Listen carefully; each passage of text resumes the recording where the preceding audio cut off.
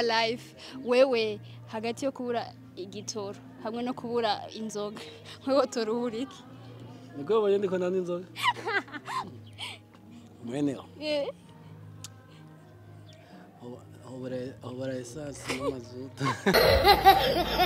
Guys ni sawa mrameze neza jemeze neza cyane. None se tango hello guys ndambe batu babwiza kama tuko bwiza tuko cité. Hello guys ni sawa mrameze neza jemeze neza cyane gose ama batu babwiza. Kujeni tuko cité muganje dukora mu Giswahili tukora mu Kirundi. Ntabyo tusemenya dushitse.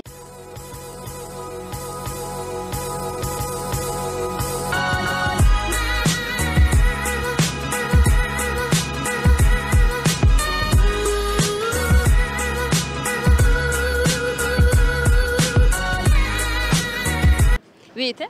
Sawa. Ni bon. Fresh sana. Sawa. Sawa. Bitwan. Juif. Inde? Juif. Juif. Na. Nathan. Nitwa Life. Raisa. Nitwa Twaha. Okay. Juif na Nathan shaka ndababazi. Ni ahe yala mtautuweka.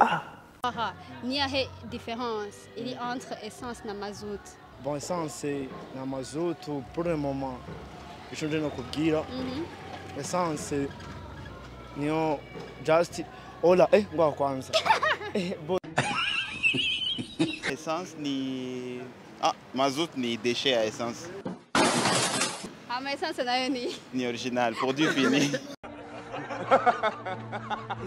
Yaza ko mazutu abafise inguvu nini nyakurusha essence.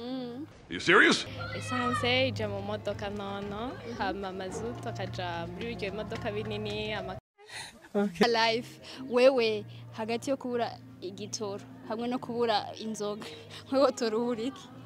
Niko boye ndiko nani inzoga. Mweneo. Obara essence n'amazuta. Kubera iki baba ubura essence uburi ngene ugenda? Urana narose kano kambi. Agana karonse ndashaka kugenda n'amaguru. Mugabo igitoro kibuze hano. Aha naho abimeze nabi. God have mercy upon us. Igitoro. Kube? Ubura igitoro? Yego. Kube? Kubura ni kununua. Kubura ni kukosa. Kose nini? Inzoga normalement. None mwebwe mubona ni yahe solution yobaho kuri problème ya déplacement d'office? Ni yahe solution mo propose?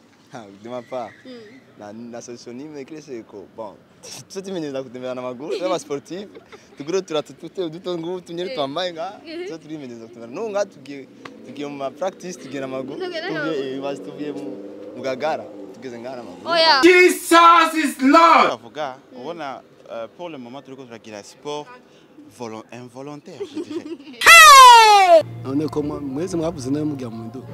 Oya. Ya, muga twari packet. Kintu nabonye rero ngaho Burundi kiyari.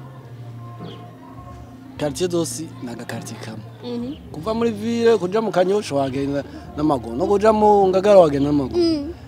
Manza munwa kambiro. ko bagarukana amakinga. C'est dur hein? Bon, biragoye tantine. Biragoye sana ndakubeje.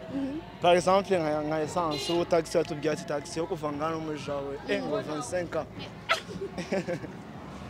25 iki? 25 ans. Kakunyica. Abantu tutanwa. Abantu mutano. Muzoze hari ibintu muzo n'amagenda baba bavyita guda fungus. Aha. Peace out. Peace out. Peace out tantine. Peace out. None kutavuze wewe. Ibintu byo kuvuga sindaye.